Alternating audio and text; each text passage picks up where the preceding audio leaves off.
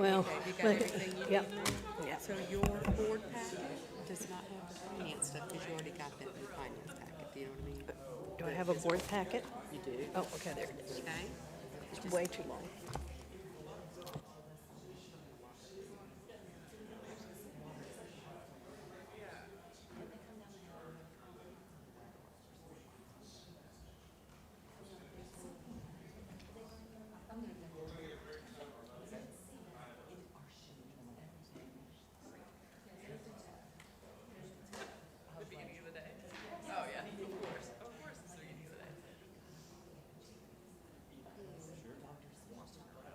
We need something like that here, bad, like especially in Camden County.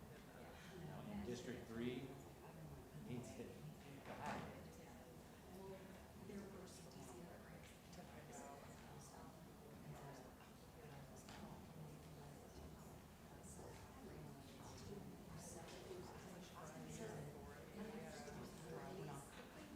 I need help writing a grant. I have a domain ready to go.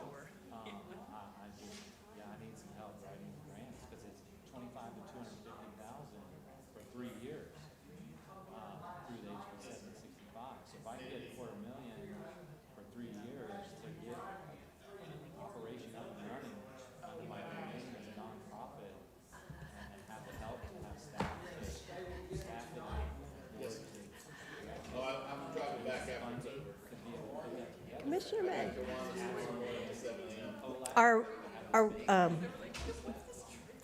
it is time for us to start. I'm Patty Hightower. I'm filling in for Ms. Woods briefly as she has a call that she's on at the moment. I'd like to welcome all of you to our meeting. And I'm looking for my agenda so I'll know what I'm doing. Get both of my agendas here.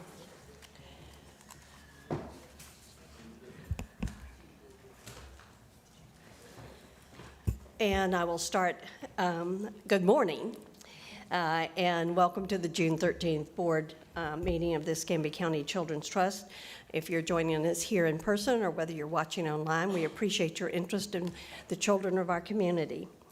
If you wish to make a public comment, there are forms available in the back on the table, okay? And bring them forward to one of the ladies here in the front, and they will make sure that we hear from you. If you are here to speak to a specific agenda item, please indicate that on the form, or whether you're here to make just public comment about the world in general, that can be at a different time. We would like to welcome Mr. Keith Leonard, our new superintendent. He's taking Dr. Smith's place. And we're also glad to share, I'm reading Tori's notes, to share that Mr. Walter Saxon will be with us long-term. He just decided he would stay an additional 3 years in his present position, and we're so glad that he will be here with us. He's our voice of wisdom. So at this time, I will ask Ms. Ellis to call roll.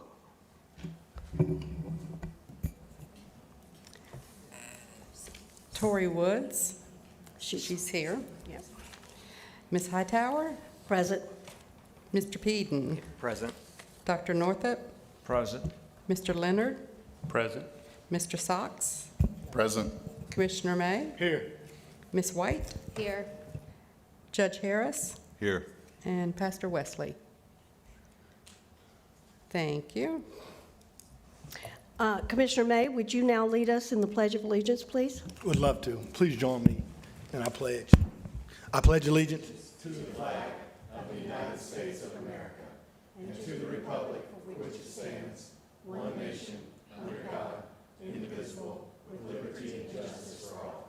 Thank you.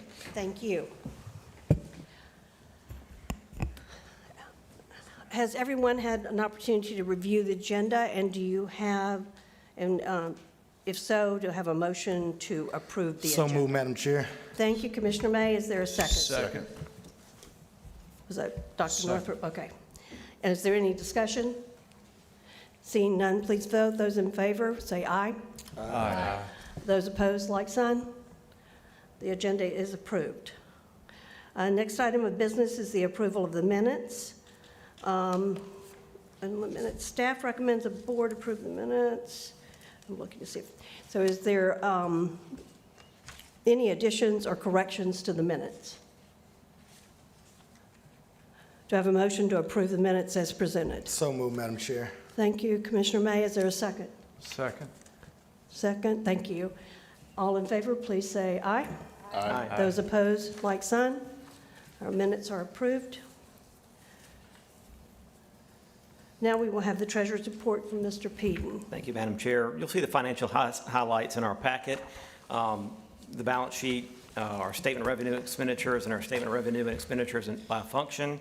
Also, the general ledger that the public should know that all of our transactions are posted online, and there are no unusual or abnormal transactions conducted during this month.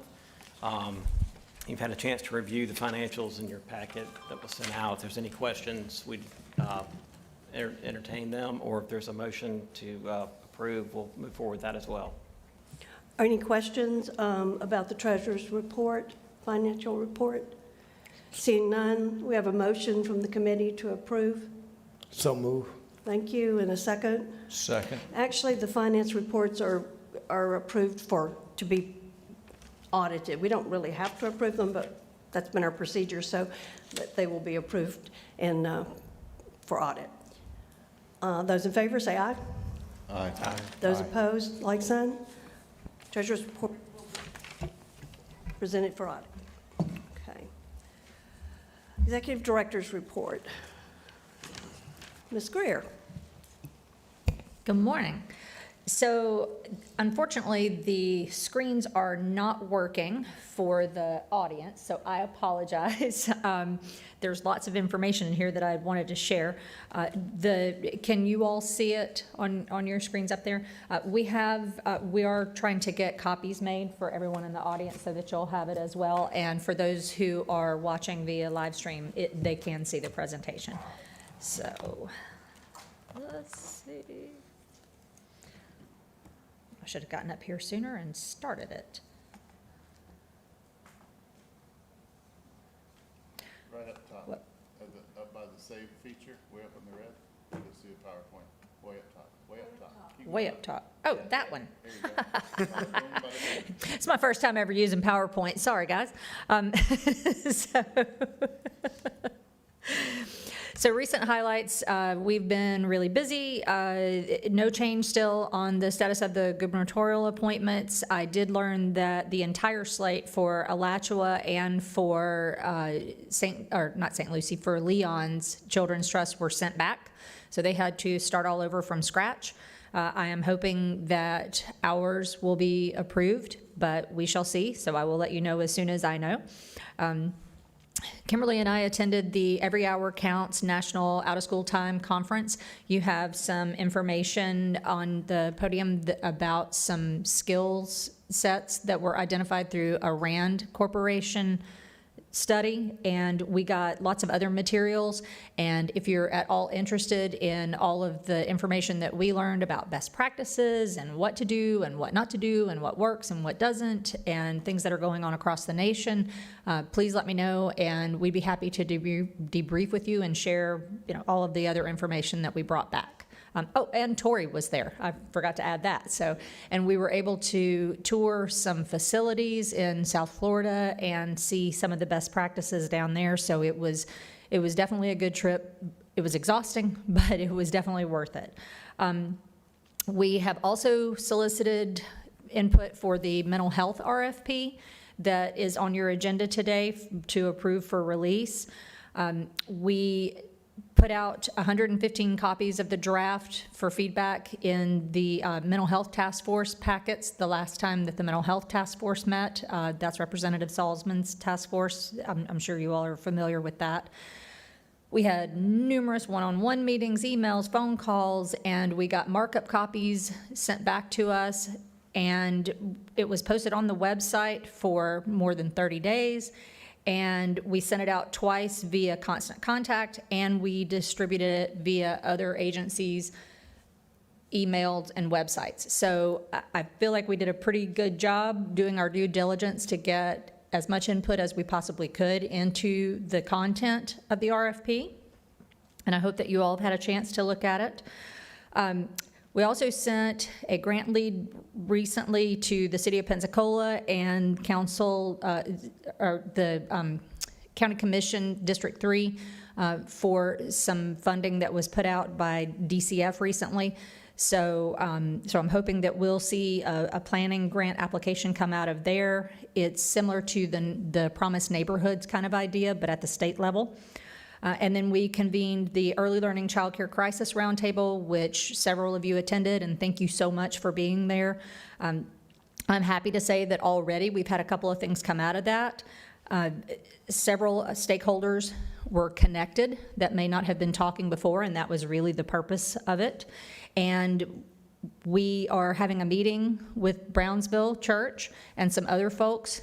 I believe it's next week. Right, I think you're going to be there, Commissioner. And so we have some conversations going around that. And then I had a call with a couple of different companies that operate hospital-based and corporate-based centers to try to connect them with folks in the community. So things are moving along with that. It was not in vain, and I hope that we get some traction. We got a proposal yesterday. We're going to have a program committee meeting to go over it from Pensacola State College, also around some of the early childhood issues that came out and were discussed at that roundtable. And I'm going to try to connect with Bruce Watson with the Early Learning Coalition to see if they have any funding to put towards the initiative so that we don't have to carry the whole thing. So I will keep you posted, and like I said, we will have a program committee on the books soon for that. So as you all know, tonight we have our first meeting for our strategic plan for the next 3 years. So I thought it might be a good time to give you an update of where we are on our current strategic plan, which was for 1 year.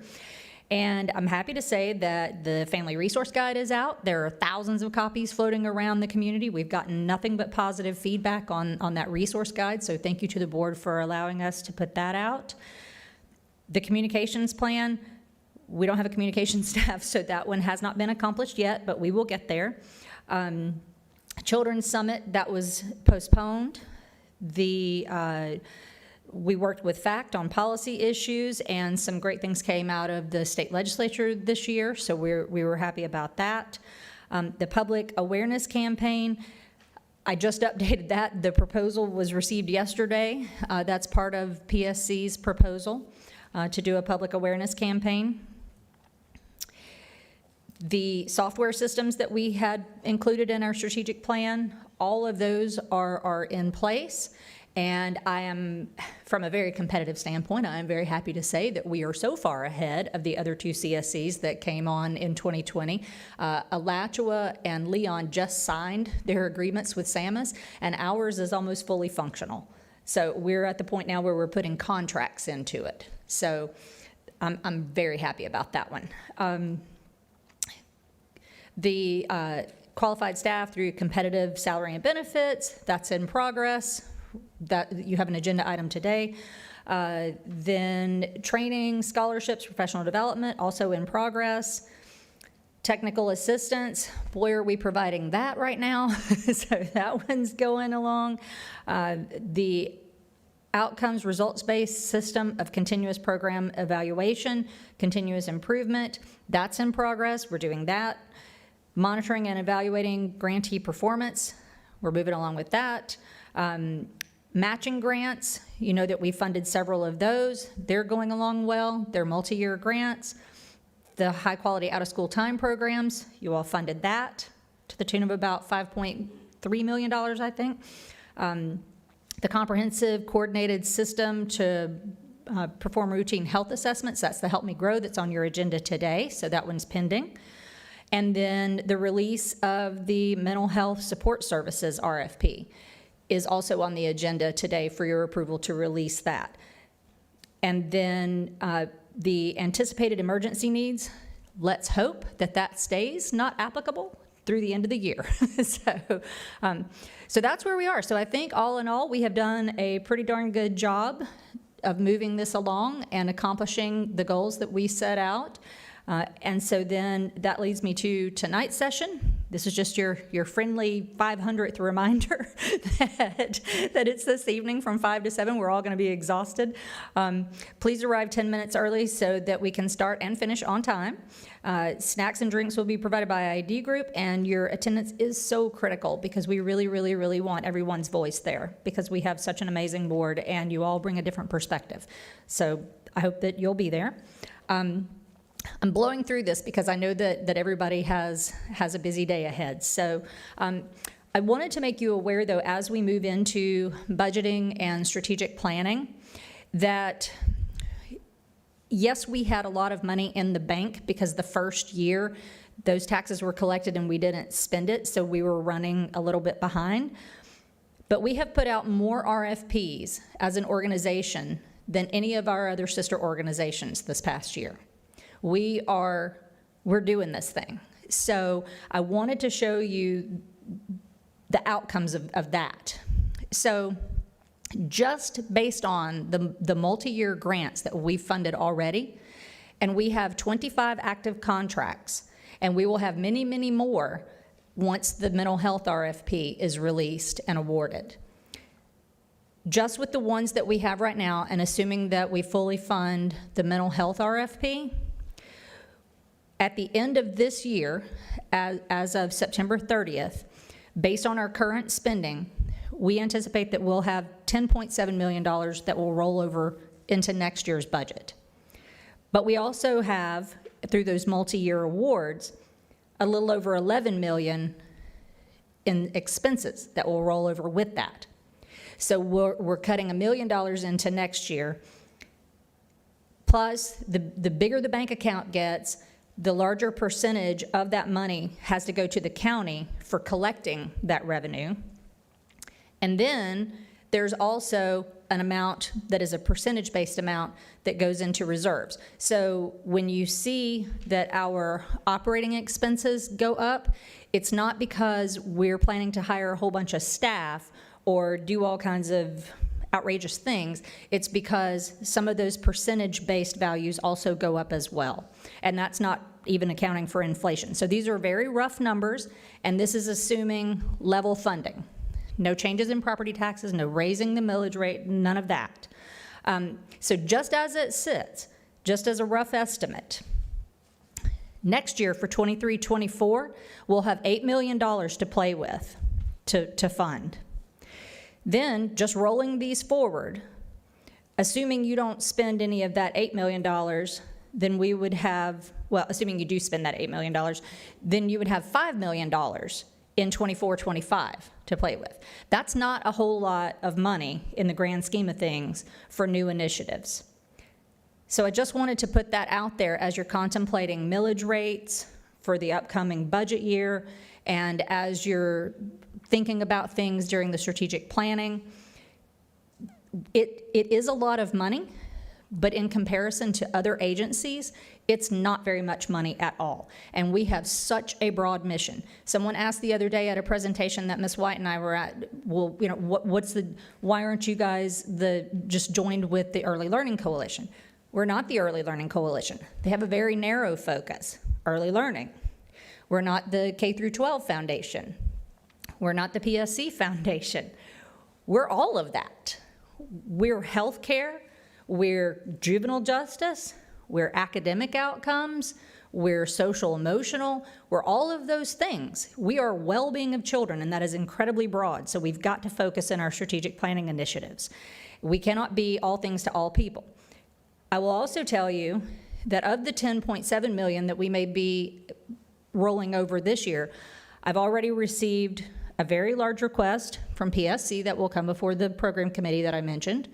For anyone who heard the mayor's press conference yesterday, they're going to be submitting a $3.9 million ask any day now.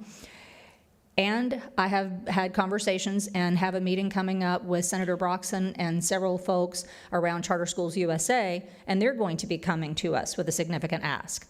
Every dollar of that $10 million could very well be spent by September 30th. So I just want to put things into perspective so that you know what we're going into as you make these decisions, because I don't think we've looked at it from a spending plan perspective before. I'm not advocating for or against anything, just laying out the facts as I know them. So on today's agenda, there is a tentative budget. So I put a box around the millage rate that represents rollback. And rollback, for those who are listening who don't know what that is, means what percentage rate, what millage rate would we have to impose as an agency, as the board, would you all have to decide on to keep us at exactly level funding? And so that would be the rate that you see, the 0.39. The maximum we can go to is 0.05, and that's what the voters voted for in 2020. And then the other rate that you see here, we don't get the valuation from the county until very late in May or mid-June. So we just got it. So unfortunately, your packets and the tentative budget went out right before we got the rate from the county. So the budget that you have in your packet is based on what we estimated would be the rollback rate. But that is not accurate, because now we have the real rollback rate because there was an increase in property taxes. So as you're talking today, just so that you know what we're looking at, today the budget that will be before you is the tentative budget that has to be filed with the county so that they just know baseline where we're starting. It is absolutely 100% not the approved budget. We will be calling a budget workshop for the board. The committee, the finance committee that met right before this meeting and agreed that a budget workshop would be in order so that we can go through line item by line item, discuss the impacts of the various different millage rates proposed. But if we go in with our tentative budget to the county at the half mil, at the full half mil, then if the board decides that you want to come down from that, then you can do that. If we submit the tentative budget to the county at a reduced millage rate, we are locked at that. We can only go down. We cannot go up if you change your mind. So just wanted to lay the groundwork for that. Also in your packet, you will see, per the Operations and Finance Committee and Personnel Committee, they had a joint meeting. They suggested that we bring back a staffing plan to the board so that you would see our full intention, so that it's just not us telling you what we think, so that you have something actually in writing to back this up. Our hope is to add 3 more staff, and again, that would put us at 8 staff. The other councils that are of similar size, budget-wise, county-wise, they have 11 staff. We're hoping that we will not need any more than 9 when we're fully maxed out. But we do have concerns about enforcing compliance and about the quality and the technical assistance and the ongoing continuous improvement and the monitoring of all of these grants. Because once we are hit with the mental health grants, it's going to double. Right now, we're keeping our head above water, but we won't be able to do that very much longer. The first one that we have is the Community Engagement Coordinator. We had a discussion at the Personnel Committee meeting also immediately before this meeting about that, and I'm sure you all will have a discussion when it gets to that point on the agenda. The reason we put that one first is because we need some help getting our website ADA compliant so that we don't get sued. We don't have the skill set in-house to do that. If we have an IT company go in and say, here are the issues, it's still on us to fix it. and to maintain it. So that conversation I had with the other executive directors on our weekly call just this past Friday. So that bumped that up in priority significantly for me. I had initially planned to put that on your agenda a little bit later into the strategic planning. But if we can advertise for it now, get somebody on board, get them trained, have them right out of the gate, start working on getting the website up to snuff, I think that'll be very helpful, plus all of the other things that are on the job description that we really need them to do. The grant accountant, yes, we could use that person yesterday, but Tammy is still working on making the switch from QuickBooks to MIP, working out all the procedures and the protocols. I don't think she has the bandwidth, and she can tell you, to train somebody right now. So that's part of the reason for putting that off until August. That way we can get everything situated and make sure that we internally know all of the inner workings so that we know how to train the new person. Because trying to train them while we're figuring out the system would just be a nightmare for all parties involved. Program and quality assurance specialist, Ms. Hightower, you're absolutely right. That person is a super high priority, but Kimberly has said that she can hang in there and she can do it until September, so that we can get these other folks in. So we had lots of internal conversations about this, and this is the schedule that we came to, and this is what we would hope that the board would consider. So. And then there's an organizational chart so that you can see how all of this plays out. And of course, at the top of the organization chart is the voters of Escambia County. And then these are the folks that we would need, and it has the dates indicated on here. And of course, any new position that is added, before they're added, we would bring that job description to Personnel Committee and then back to the full board for consideration. So this doesn't lock you into approving all of this sight unseen. The only one we're asking for today is the Community Engagement Specialist.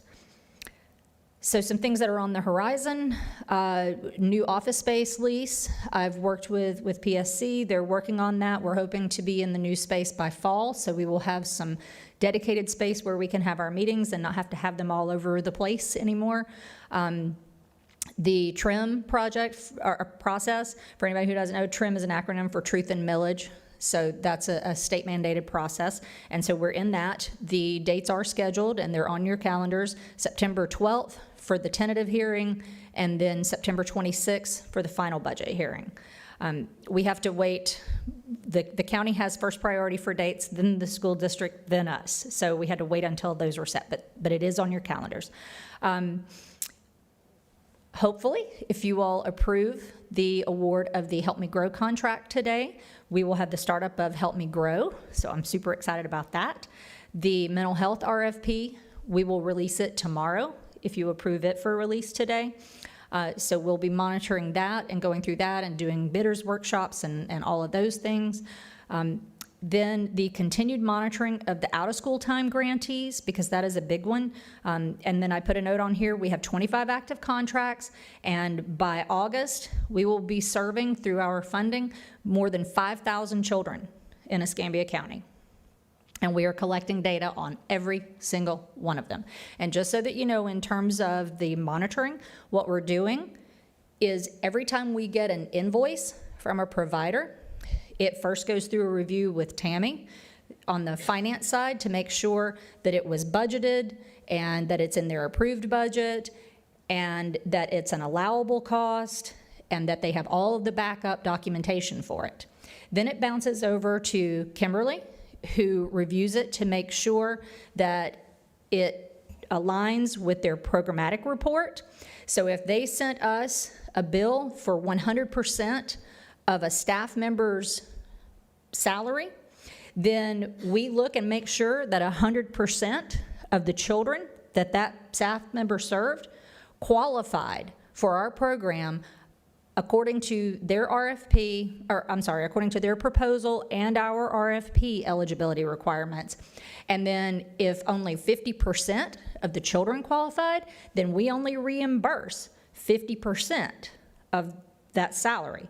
So we're doing a very deep dive into these reimbursements, because we want to make sure that we are absolutely not funding children who do not qualify for our services under a particular RFP. That will look different under mental health, it will look different under the Help Me Grow, but we're looking at all of this and managing all of these things. So I want you to know as a board that we are doing our absolute best to make sure that we are serving the right children according to their contracts. Speaking of contracts, we're going to bring the template for the contract to you all at the next board meeting so that you see that language, so that you know what the general terms are, because then we're going to load that into SAMUS so that the contracting will be done through SAMUS as well. And then, of course, the continued capacity building. Boy, are they getting a lot of capacity building from us through the technical assistance. It's painful, but we're working on it. So important dates, and this is the last slide, and then I'll shut up and let you go back to the business of the board. The mental health RFP, we hope to release tomorrow. The grade level reading campaign roundtable is also tomorrow. There's a Sound Beginnings training. This is all, again, back to this year's strategic plan for the professional development and trainings. Sound Beginnings, June 15th. Promising literacy practices, Friday. Father's Day, happy Father's Day, and happy Fatherhood Month. Juneteenth, our offices will be closed. County offices are closed. Policy and Bylaws Committee meeting is June 21st. And then that afternoon, we will have our mental health RFP bidders workshop if the board approves the release of the RFP. And with that, I am done. And thank you so much for your service to our board and for everything that you do. Thank you, Ms. Greer. Are there any questions from the board members about the report? Ms. White? I have two quick questions. First, can you give us a copy of those slides, especially the Yes. how we've done on our goals? Absolutely. And second, have you had to send back reimbursements for people who've not been able to, who've sent for reimbursements, and have you had to send those back Oh, already? yes. Oh, yes. We've sent lots of them back. Ask any other providers. They'll tell you how much fun we are to work with, because we are going through that. And we had one provider who submitted a roster and had children from Santa Rosa County. And we said, nope, we're not paying for services to those children. We had people from Alabama. Nope, we're not paying for that. It's Escambia County children. We go back to their proposal. Here's who you said you were going to serve. This is part of your contract now. And we were very intentional about putting their proposal, what they said they were going to do, as an exhibit to the contract. So yes, we're absolutely sending them back. And so one more question after that. So if you send that money, if you send that invoice back, or do they resubmit it, or what happens to that money, I guess, that we said that we were going to pay? Does it roll back into our budget? Yes. So what will happen is at the end of the fiscal year, any of the money that they haven't drawn down, because remember, these are reimbursement grants. So they have to spend it first, and then we reimburse them for eligible expenses. So what they don't spend in their budget goes back into the pot, and then that becomes available for the board to reallocate. And so typically what is done in Children's Services Councils is once you start rolling with these and you're further into it, about 3/4 of the way through the grant year, the staff will look at the performance of the different grantees, and those who are underperforming will go in, and of course we would bring in all of these proposals to the board and let you know what we're planning to do for your approval. But the idea would be 3/4 through the grant, we would reduce the budget of some of the folks, and then those who are overperforming or who need the additional funding, we could move it there, or we could put it back into the general fund for other grants. Any other questions? Dr. Northrup? First, I want to recognize and commend you and the staff for what, in my opinion, appears to be a horrendous and tremendous amount of work that you all are doing and have proposed and planned for the future. I think that you all are really doing an extraordinary job that then reflects back and benefits the community that we are here to serve, and I thank you for that. Crossing my fingers also as yourself and hoping that we have a quiet year. I am wondering what does exist or how much exists in any type of a contingency budget or that type of thing, heaven forbid, that we do get hit with an Ivan or something of that sort, that we even have to potentially maybe forward out to the community and these various providers. I don't know. It's probably in the budget there somewhere, and I apologize for having not teased that out. No, that's okay. I mean, we have a pretty complicated budget, so that's understandable.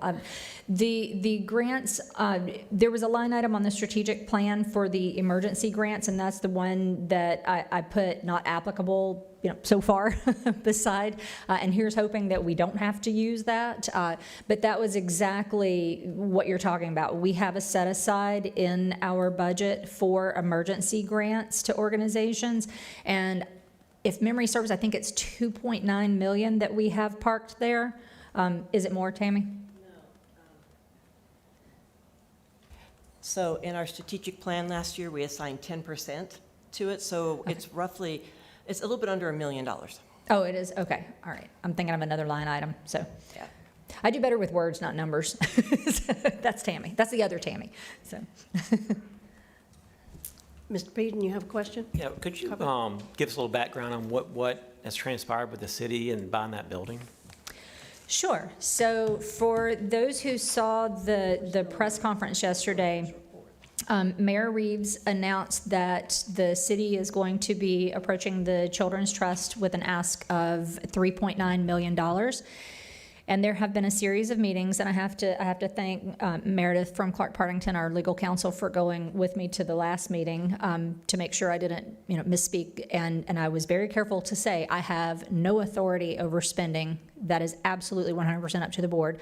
But what they, from what I understand, from what they are proposing is for the city to purchase a building from Lakeview, and it's I think it's the Eddy Center is the name of it, but it's got a gym in it. And the proposal, as I understand it right now, will have a community health clinic in there, a pediatric clinic, and Lakeview is proposing to have services in there also for children and families. And I'm not sure what other services they're looking at putting in there. My advice to them has always been that they need to make sure that whatever services go in there address the indicators on our needs assessment, because we're going to need to see outcomes. And so I will just continue to reiterate that. And we have not received the proposal yet, so I don't know the details, but I will certainly send it out to the board as soon as I get their proposal.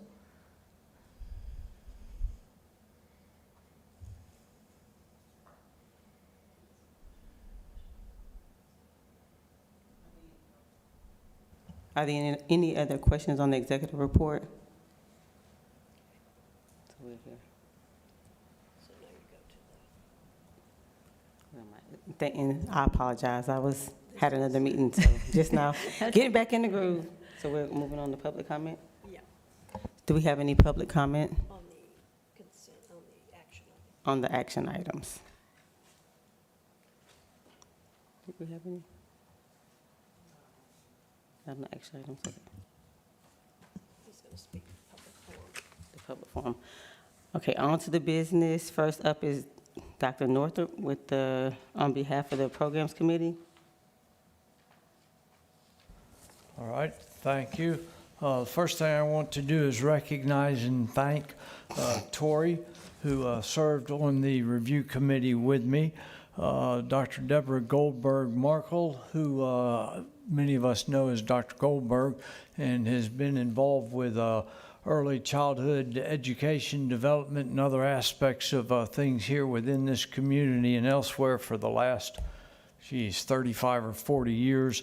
And then Robert Thed, who is here. Did I mispronounce that name? Thede. Robert Thede, who served on the review committee with us as well, providing some additional insight and perspectives on the review. There is a packet within our packet of information today, Resolution 2023-05, resolution of the, proposed resolution here of the Escambia Children's Trust authorizing the executive director to enter into an agreement with ARC Gateway to implement the Escambia County Help Me Grow Collaborative. Contained within that packet is the scoring metrics that we utilize.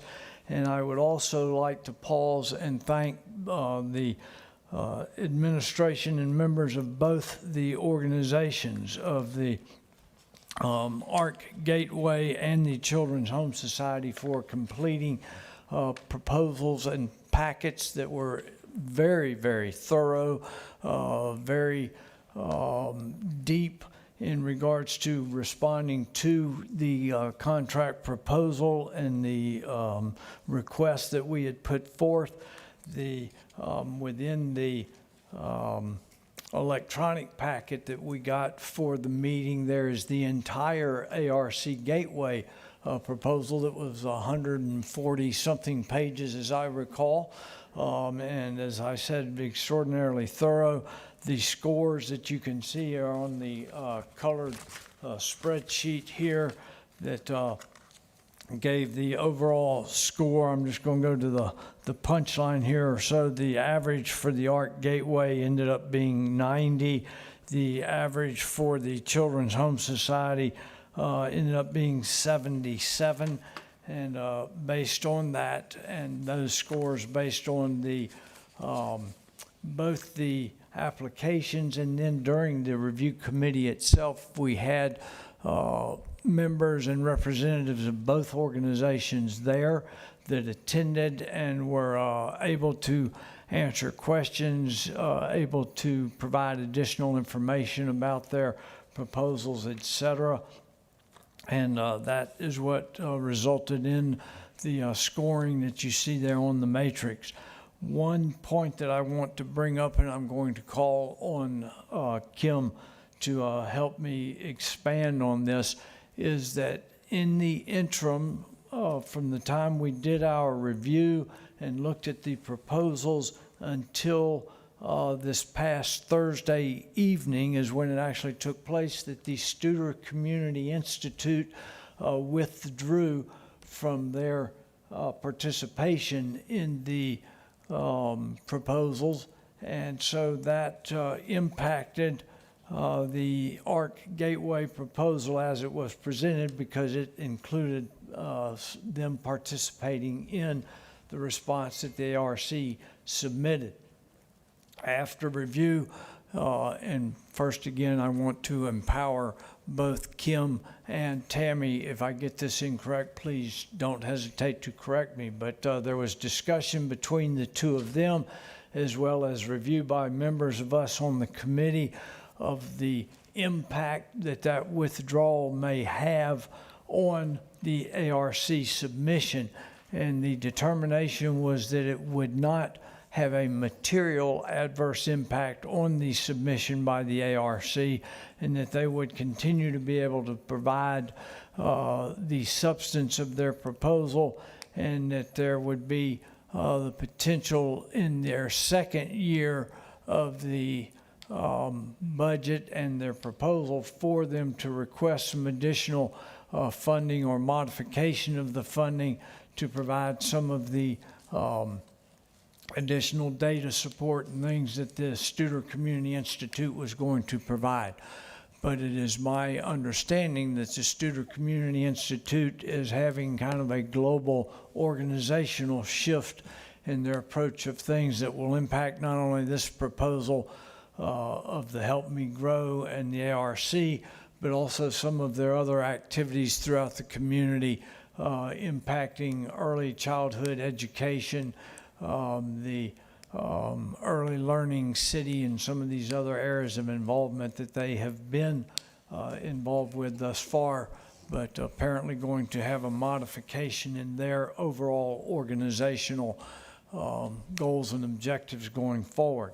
So nonetheless, bottom line, from the grants committee and those of us that did the review, again, as I say, Robert is here, Tori is certainly here, Dr. Goldberg I do not see here, but I think that our recommendation remains the same, that the grant would be awarded to ARC. And again, Tammy and/or Kim, if you all have any additional information to share with that, please speak up and do so.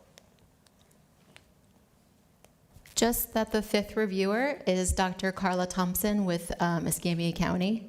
So just wanted to let you know that that's our mystery fifth person. And we thank her for her due diligence as well. My bad, thank you.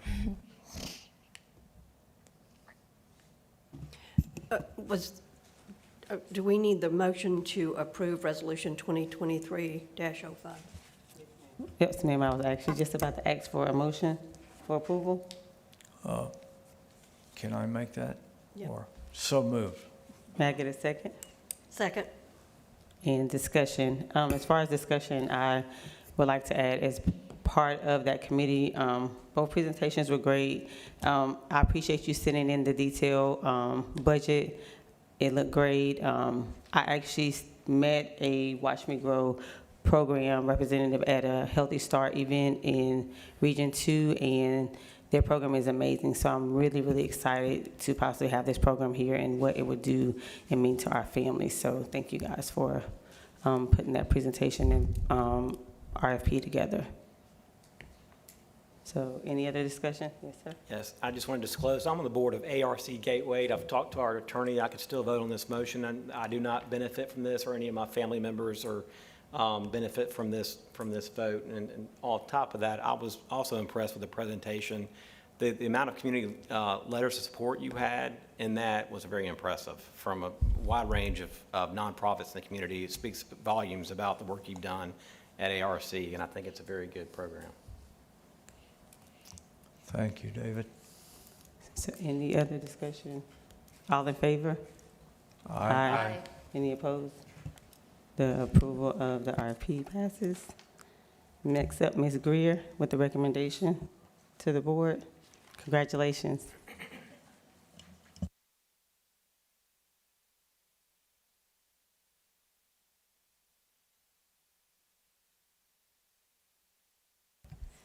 Helps if I turn the microphone on.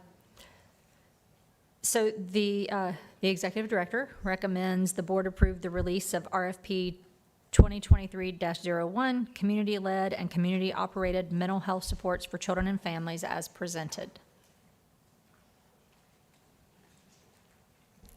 So move. Second. Any discussion? I have a question. Did you incorporate any of the comments into the draft RFP that we have in front of us? And if so, what are the most substantial changes? I'm going to turn that over to Kimberly. We received 4 comments through our public portal, and 2 of them were asking us to consider putting in clinical supports. And what we did in response to that was add a line saying that we encourage partnerships with clinical providers, but that the intent of this is to fund peer supports, community mental health workers, mental health specialists, and to fill those gaps in the pipeline before diagnosis. So we did talk about that but there's funding for clinical, so this is very intentionally trying to plug that gap. Yeah, and just to back that up, the mental health task force that has been in operation for over a year, they have identified lots of different areas to be addressed, and so that is actually incorporated as an attachment to the RFP. And where we are really lacking in our community is in those informal kind of safety net preventative type programs. And we felt it was really important just to fill that gap, because there are literally millions and millions of dollars coming down from the state and the feds for the clinical side. So again, that's why we encourage partnerships, but didn't necessarily want to get full-on clinical applications.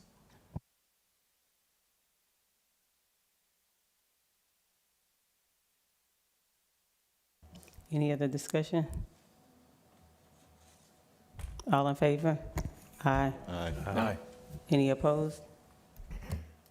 Motion passes.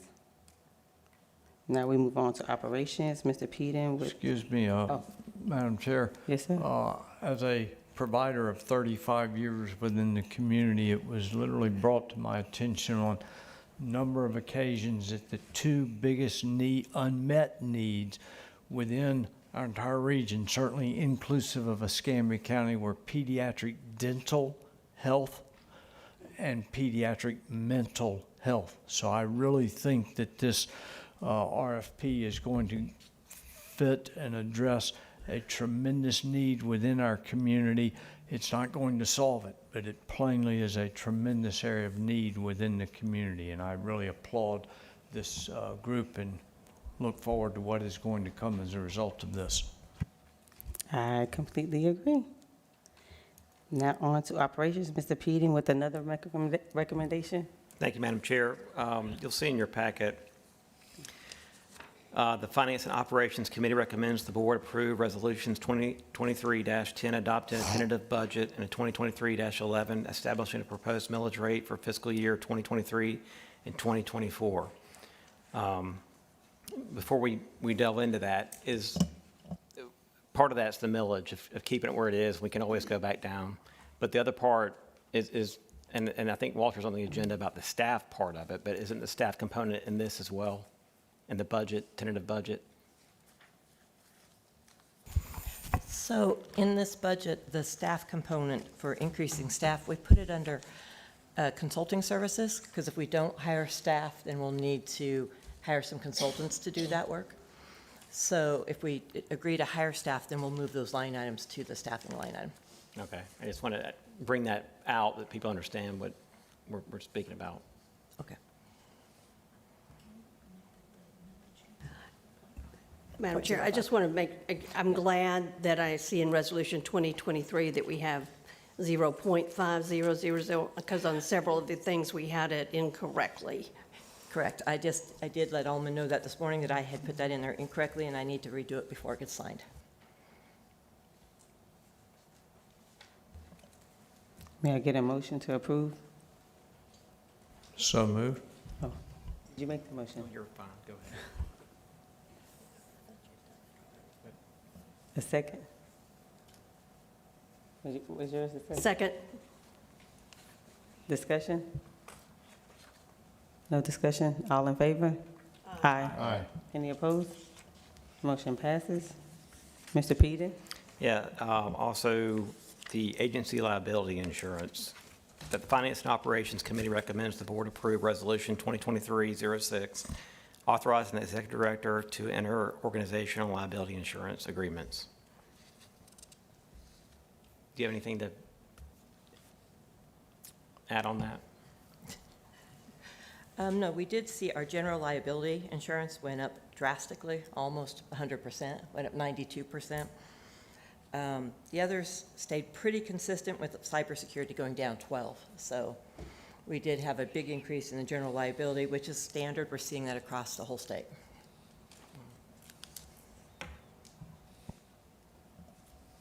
Is that a motion to approve? Move the adoption of Resolution 2023-06. Second. Any discussion? All in favor? Aye. Aye. Any opposed? The motion passes. Now we have Mr. Walter Stocks with the recommendation. Thank you, Madam Chair. In your packet, you have a agenda item related to staff health insurance. The Personnel and Finance Operations Committee recommend the board approve Resolution 2023-07, authorizing the executive director to enter into an agreement with Florida Blue and to pay 100% of the cost of employee health insurance pursuant to Florida Blue's corporate risk policy until a fourth employee is hired and accepts our health insurance, at which time it rolls back to 80%. So moved. Second. Any discussion? So the resolution does not have that 80%, so we need to amend Mr. Sachs said it, but I just want to make sure it gets reflected in the resolution itself. So do we want to say after to pay 100% of the cost until such time as we have more than 3 employees? Yeah, Something I like- included it in the statement so Yeah. that they would get modified. Okay. Is that, legal can handle that modification of the resolution, correct? Okay. Thank you. And just for the public's information, so in the past year, we voted last year to pay 80% of health costs, but now we've learned that Florida Blue requires us to pay 100% until we have up to 3 employees, up to 4 employees, and then once we get to the 4th, we can go back to the 80%. And while we have 5 employees, 2 of them do not require the health insurance, so we need a 4th. Even if we hire a 4th, a 5th, or a 6th, that 4th person has to accept the health insurance for this to go back to the 80. Thank you for that clarification, as always, Walter. Any more discussion? All in favor? Aye. Any opposed? Motion passes. We are on to Ms. Greer with a couple recommendations.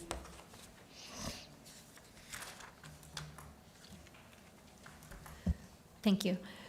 So these 2 policy amendments, we are going to have a policy committee meeting soon to address some of the other policies that just need a little more clarification around them.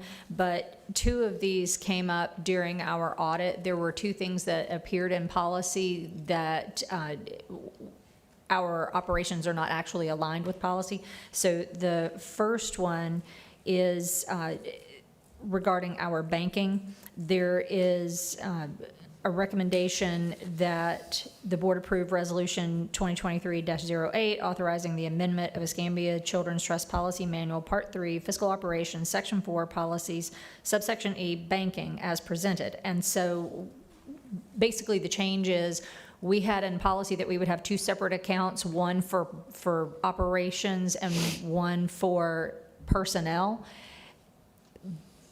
And that was back when we were experiencing issues with the dual signatures, and that is not what we're actually doing now. We have 1 account for operating and 1 account for reserves. So it changes the language to reflect that we have 2 accounts, 1 for operating, 1 for reserves.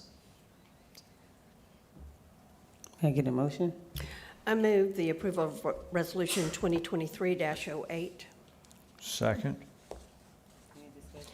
I just wanted to share with the board that we did have a meeting, the chair, the legal counsel, and these 2 were something that we thought we needed to bring. We didn't have enough time to advertise for a policy committee meeting. So these 2 needed to be addressed before the fiscal year was over to address the audit findings.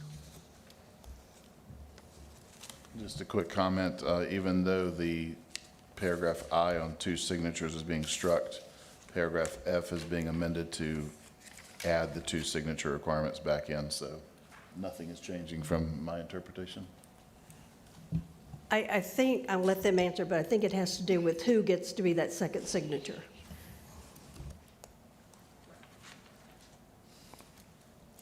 Any other discussion?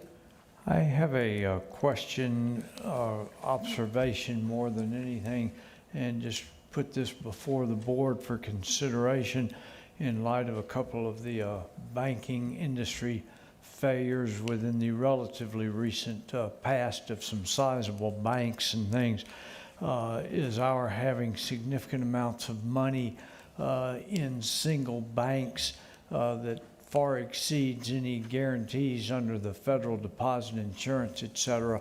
And for us to be aware of that, and if there any feeling of breaking any of those accounts into either several accounts or even several different institutions, or does everybody feel that that only happens in California and fine with it, or is that something we should be aware of and cognizant and give some consideration to doing something that protects, at least more than currently is the case, the value of some of these deposits when we're talking millions of dollars of taxpayer money here? I just bring that up for consideration. So Dr. Northrop, if I may, as a government agency, we are required to use a certain type of bank that has a public depository, and they are required to put funds in a separate account that's held to help back those.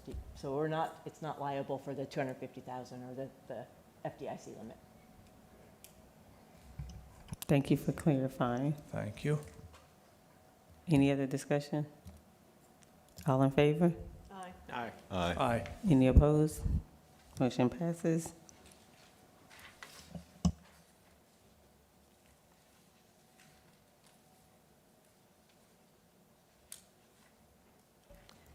Would you like for me to go to the next one? Okay. Yes, ma'am.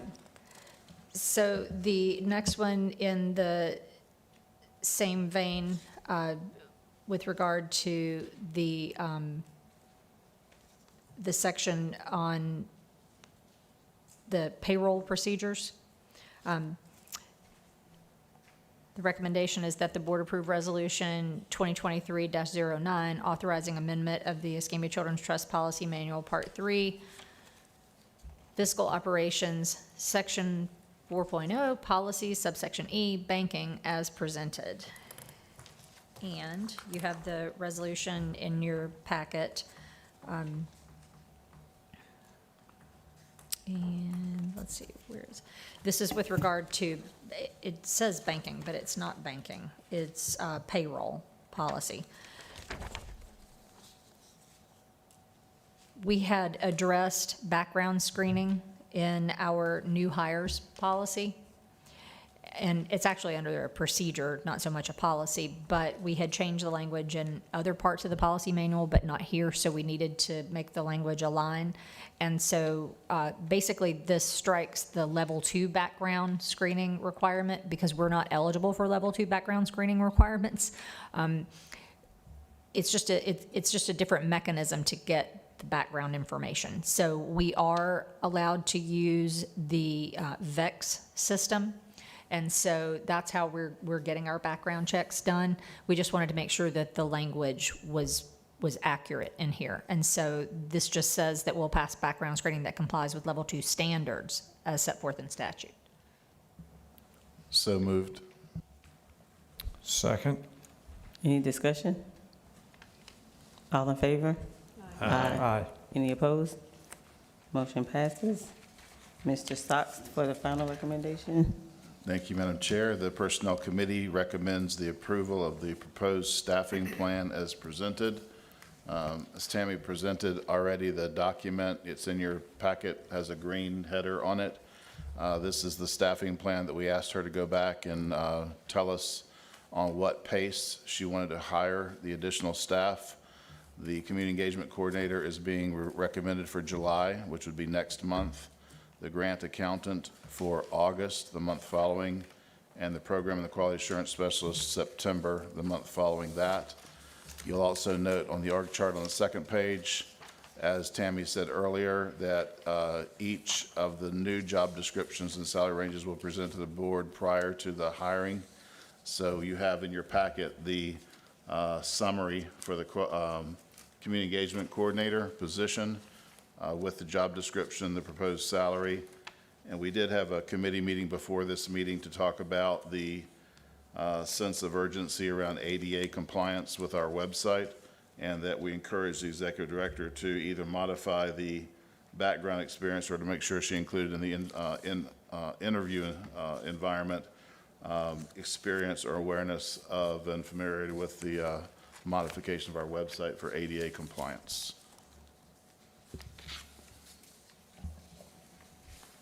May I get a motion?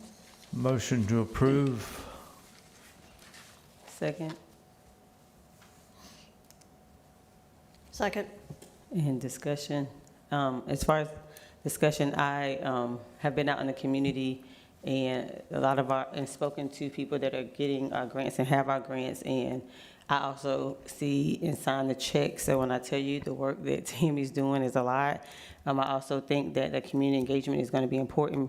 As someone that does community engagement, the population that we're trying to reach are at events and are at places that a a lot of us may not visit daily unless you're in that field. And so I think that community engagement, touching those grassroots organizations and also touching those families and making sure they know about the resources.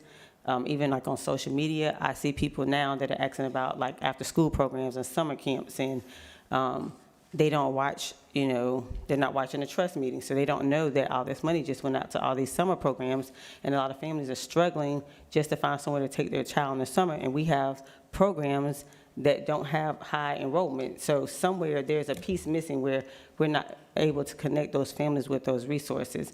And I think having that community engagement and being at those events and meeting people where they are, which is so, so important, and what we do is going to be vital to what that community engagement person does. So I think that was a great call out, and especially for Tammy with that help with, because I just signed a check, so I don't do anything else. I look at them, but I'm not like tedious, and I see how much work she's doing. So they really need that help, and we ensure that these organizations will get that money in a timely manner. So making sure that Tammy has that support, I think is important.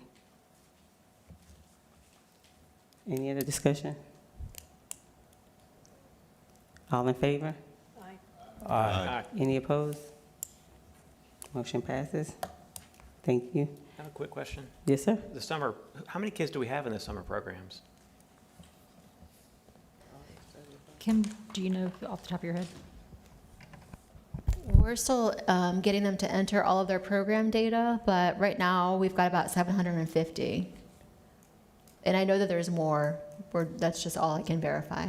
So you mentioned that we're below expectations, or are we below what Well, when I mean below, like, there are programs that are still reaching out saying they need, like they're accepting kids, because I follow them on social media. So like I see their posts saying they have openings, and I see people resharing the posts saying that some of these summer programs still have openings.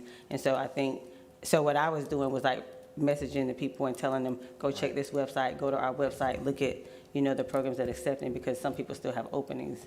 Whereas then we have people, again, I'm in the Pensacola Moms group, and I've seen 5 or 6 posts where parents are looking for affordable, like, summer programs, but they don't know about, this program, because they may not follow them on social media, they may not watch our show, but, but they didn't know that resource was out there. So once I shared that, I had like a whole bunch of other moms wanting that information, so I was happy to be able to share that with them. So I have a question for Tammy. You mentioned in your report that we were going to be serving up to 5,000 kids this summer.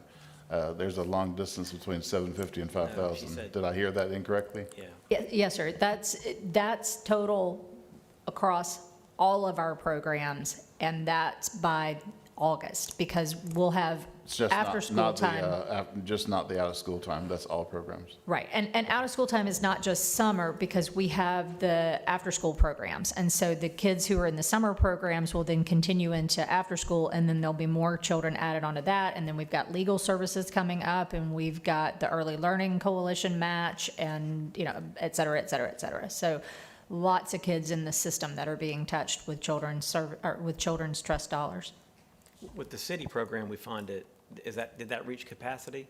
The city program, the YMCA, Pensacola Little Theater, and Pensacola Children's Chorus are all coming on board in August as after-school programs, so they haven't started yet. After school? Yeah. Okay, I'm sorry, I was thinking summer. So those are going to be some major numbers. Well, are the ones that are at the recreation centers, are they on board now, or are they coming No. on board?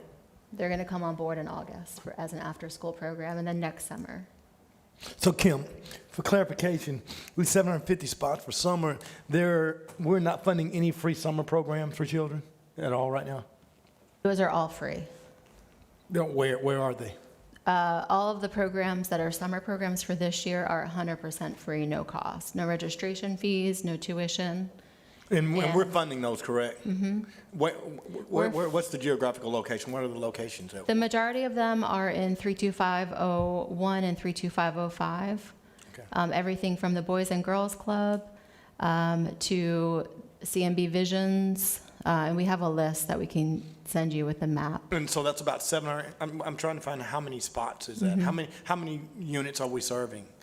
We can currently verify 750 children. That and are the being served providers. free for, and I'm just, because I got confused when we said after school and summer. So we're serving 750 summer children Yes. right now. And we At a still have, minimum. and what's the capacity, what have we funded? What's the proposal? I mean, when Tori says that they're not filled, how many more spots do we need to fill those spots that we funded? We are very quickly at capacity.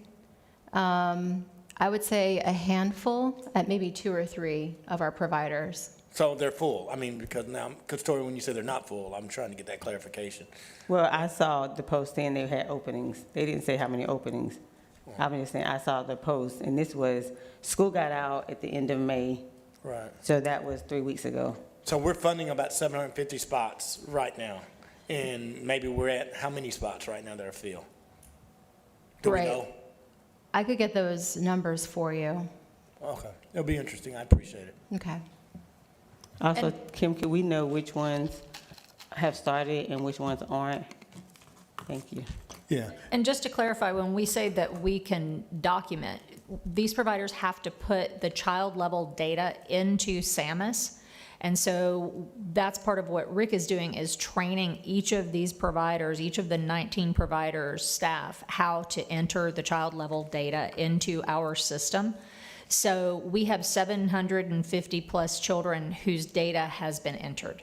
That doesn't mean that more children aren't being served. It just means that their particular provider has not entered them in. And if they don't enter them in, then they don't get reimbursed.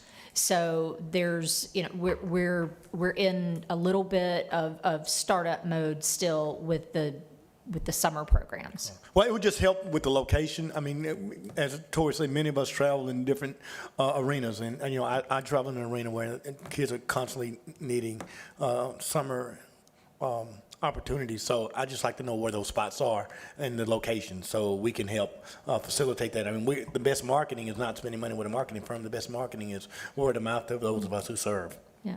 So I would like to know where those openings are, and I'd like to help promote that, and as we're out and about, because I know that there are some kids in Addis Court with Milk and Honey right now that don't have anywhere to go, and Milk and Honey is at capacity.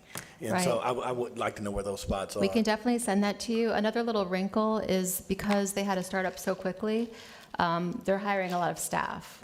So the enrollment will reflect when they're able to hire staff. Like Boys and Girls Club was just able to hire a site director at Montclair. So now we're going to be at capacity overnight at that location.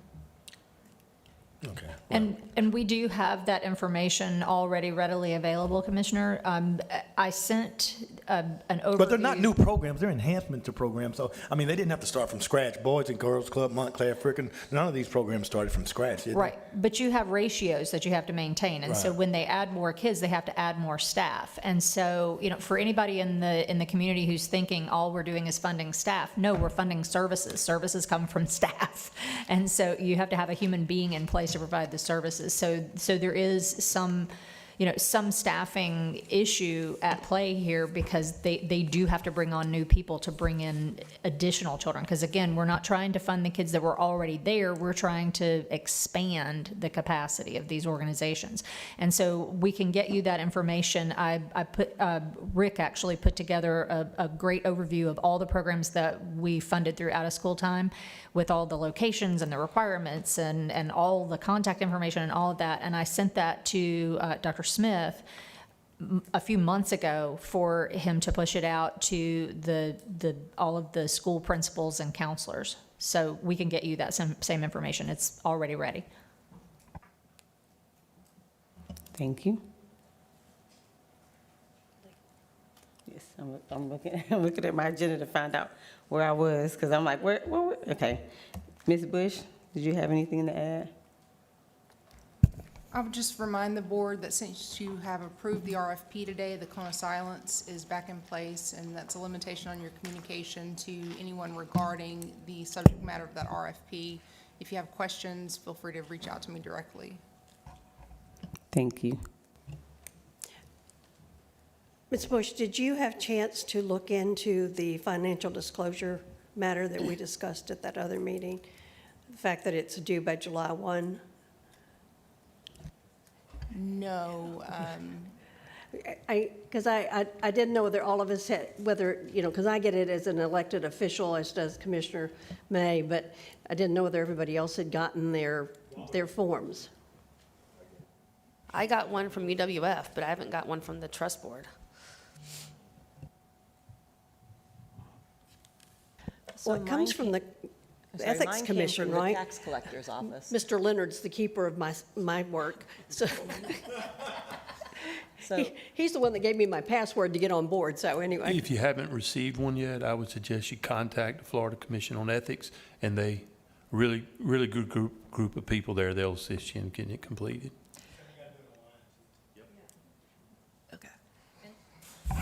I sent out the link back in January, February, to each of the board members to let you know to do it. So you may have done it and just forgot that you already did it. So- And there because- is a penalty if you don't do it timely, so it is important to do. Yeah, so I'll log in and make sure that everybody's done it, but I haven't gotten anything telling me that any of you have not done it.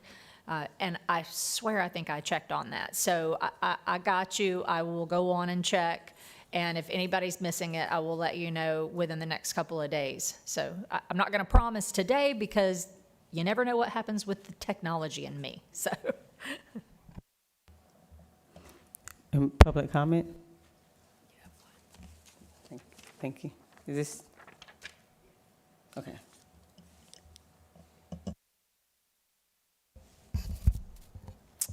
Hi, I'm Stan McDaniels, entrepreneur extraordinaire here out of Pensacola in Commissioner May's district.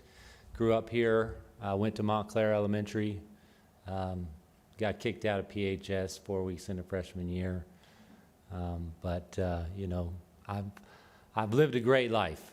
I didn't meet my father until I was 23 years old. But thankfully, I had a stepdad that stepped up to take on 4 kids.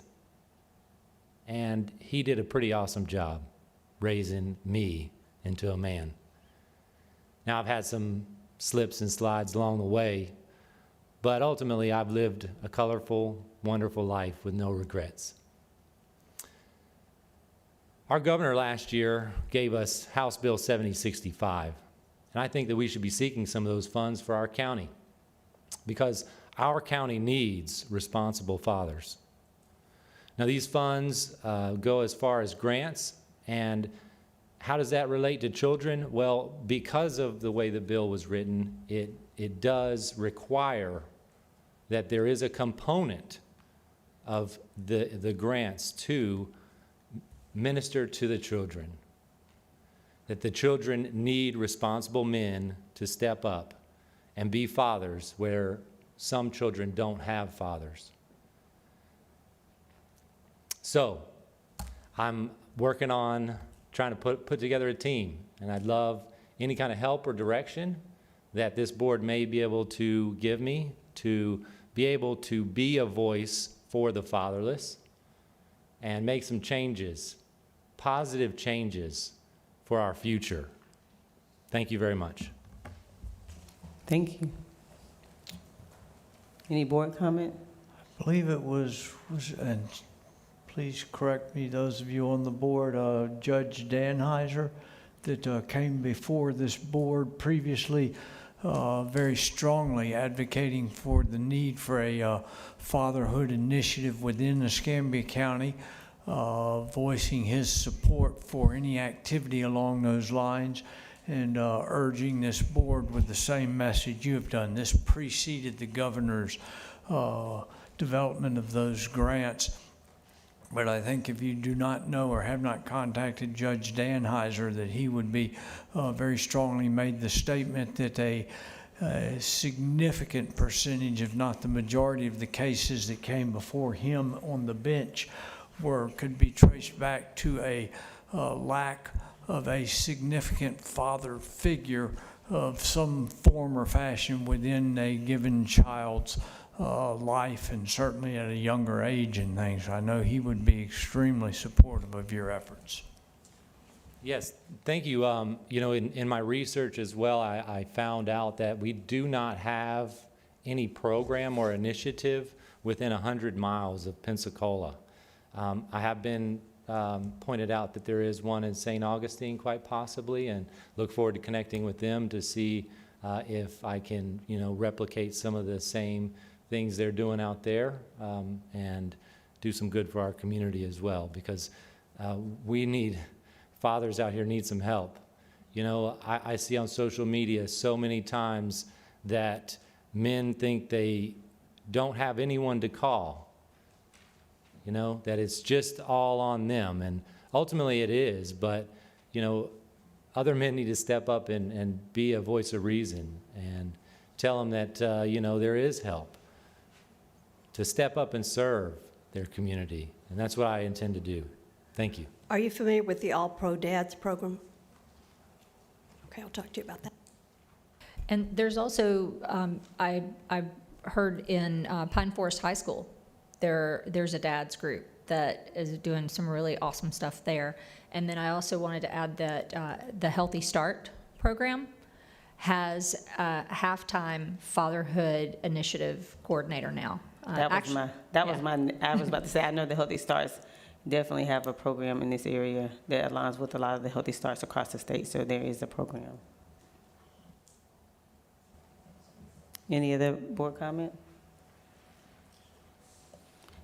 If not, the meeting is adjourned at 10:22, and we hope to see you and everyone at the strategic planning meeting at 5 p.m. at Bayview Community Center.